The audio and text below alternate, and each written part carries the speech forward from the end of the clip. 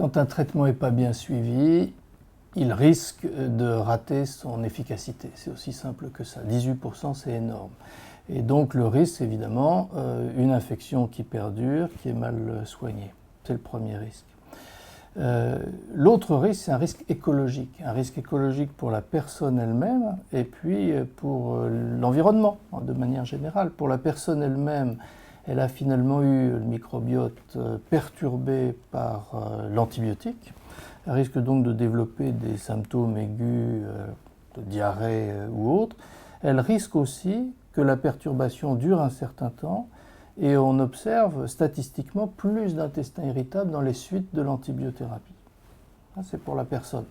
L'autre chose qui peut survenir aussi, c'est pour l'environnement. Quand on donne des antibiotiques pendant de courtes périodes, les microbes qui survivent s'adaptent, deviennent résistants.